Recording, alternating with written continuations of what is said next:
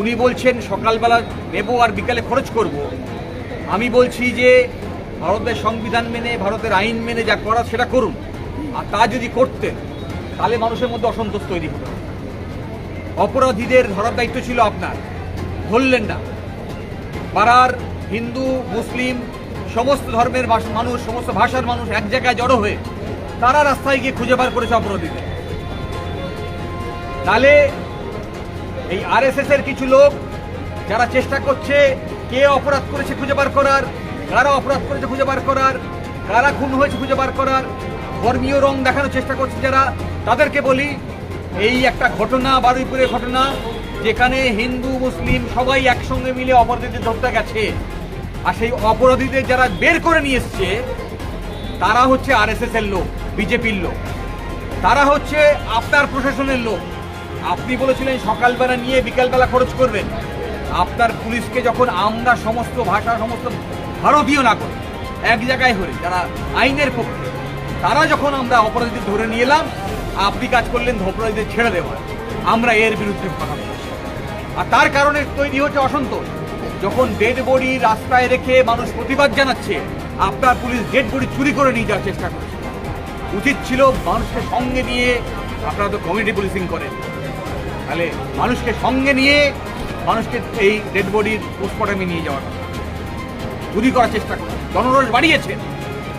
Mob lynching হয়েছে, তার বিরুদ্ধে আমরা হওয়ার কথা ছিল না। কিন্তু এই ঘটনা ঘটিয়েছে কারা? ঘটিয়েছে যারা, তারা হচ্ছে ওই বিজেপির নেতা, তারা ওই পুলিশের যারা আপনার প্রশাসনে কাজ করে, যারা তাদের ইন্ধন ছাড়া, প্ররোচনা ছাড়া এই ঘটনা ঘটতো না।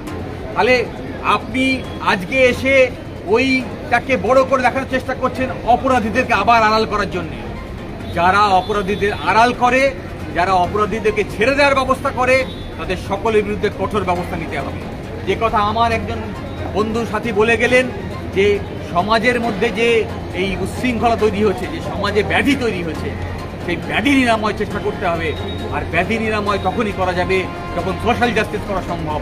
যখন এই সোশ্যাল জাস্টিস ছাড়া কখনোই করা সম্ভব নেই। আর আপনার দলের লোকজন হিন্দু মুসলিমের ডিভাইড করার চেষ্টা করছে।